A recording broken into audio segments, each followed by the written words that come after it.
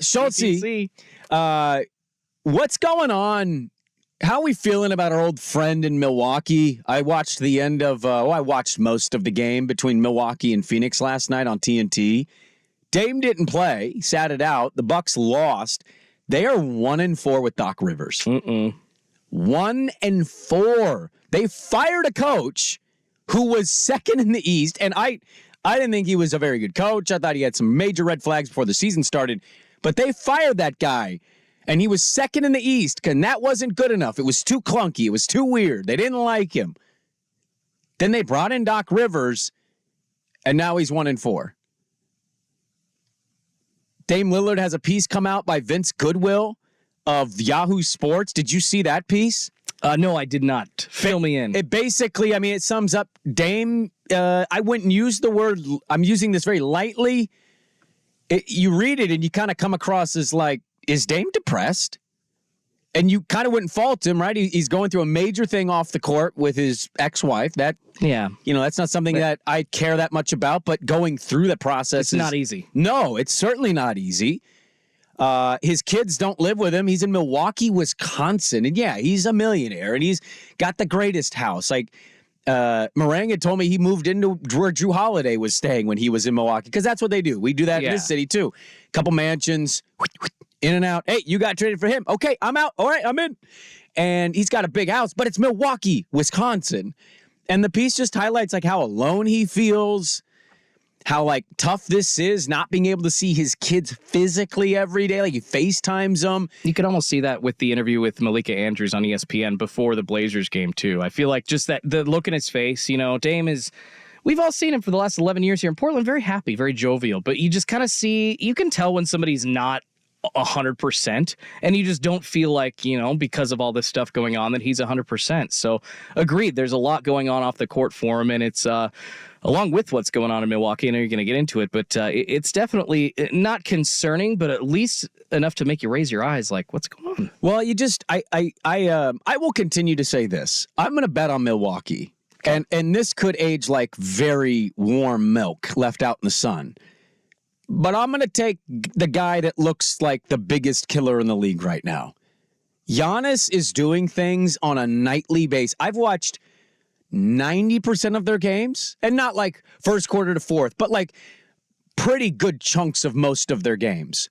This dude is doing things that you drop him in any era and he's winning a title. Nobody would have an answer for a guy like that. But the league has evolved and these bigs are expanding and more athletic and whatnot. He's still a killer. I will bet on Milwaukee. But what I think you're seeing with Dame is all the off-court stuff, the family dynamic, living in a new city, kind of being alone in that way. And I said this before he was traded, and I'm gonna kind of double down on it because I think it's kind of proven right. Do you know why it got so messy? When it got into the summer with Dame and the Blazers, very well could say, well, the Goodwin agent, he came out and demanded only the Heat. Yeah, that's part of it. That's sure part of it. I think the other part is they didn't handle that trade right because he didn't want to be traded. The franchise basically strong-armed him into doing that. He didn't have a choice. They would have gladly let him be Malcolm Brogdon on this team this year, but he's Damian Lillard. He wants to win a title, and they clearly were not going to put the chips in the middle, as they told us exactly a year ago. We're going to put our chips in the middle and win around Dame. That wasn't what they did, and so they put him in a position where it's like, okay, well, you draft a 19-year-old point guard? Okay, I don't know what I'm supposed to do now. And so he asked for a trade. He didn't want to do that.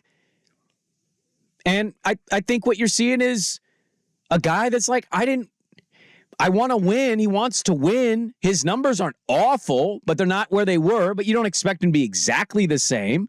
But constantly, night in, night out, when he plays and when they lose, Dame's a bum. Dame's a bum. Dame's a bum. Because Giannis has won. And that's kind of the quote, burden of being an athlete. Even though your life is great in a lot of ways, that's kind of the burden professionally is like, yo, you were brought here to help us win. We lose, and your stats aren't great. This is your fault. And it's just like this combination of stuff. So I'll still bet on Milwaukee. Yeah. Doc Rivers, not a great hire to me, but I'm finding it interesting from Portland to kind of keep an eye on and keep tabs on Dame, how the Bucks are doing. They're our Eastern Conference team this year, you know. Oh, yeah. I mean, I'm a Bucks fan now. Seriously. I got a Bucks hat. I should have wore it today knowing I was going to talk about this. I mean, even as Damian Lillard is gone, I think I've said this more often than not on the air, I am more of a Dame fan than a Blazers fan at this point because of how the organization handled that whole issue. Regarding Doc Rivers, you kind of wonder if the teams turned it off a little bit because they got what they wanted. They got the coach that they weren't really liking fired, and because of that, just kind of human nature to back off a little bit. So because they think that, you know, they won that battle, they're not really ready to fight the next battle. So yeah, 1-4. Hopefully that turns around soon, but they got to start listening to Doc because it doesn't sound like, I mean, they weren't listening to Adrian Griffin, and I'm wondering if Doc in their minds was brought in just to placate them as opposed to actually coach them, at least from the players' perspective. So I do wonder if they will start to eventually listen to him or not. But when it comes to Dame, it just makes me sad because I bring up the Malika Andrews interview again on ESPN that he did before the Blazers-Bucks game last week, just talking about coming back home, you know, and then also talking about how often he was reminded that he's a Milwaukee Buck just on social media. And I think he was kind of taking some pot shots at the people that have been giving him a little crap, you know, saying that he's the reason for their losses. It's like, yo, Damian Lillard played basically with two bigs, LaMarcus Aldridge and Yusuf Nurkic, his whole career, and worked the pick and roll with those two and those two only. Robin Lopez, a little bit thrown in there at the beginning as well.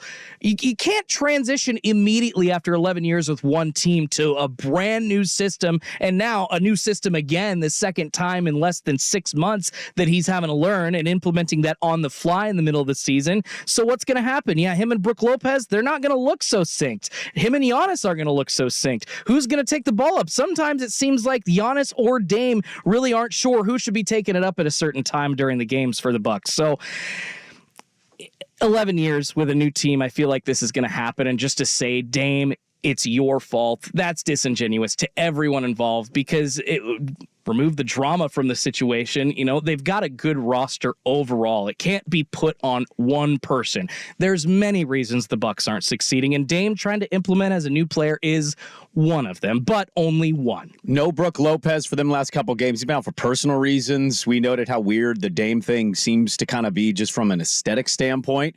Brook comes back, Dame plays. He didn't play last night.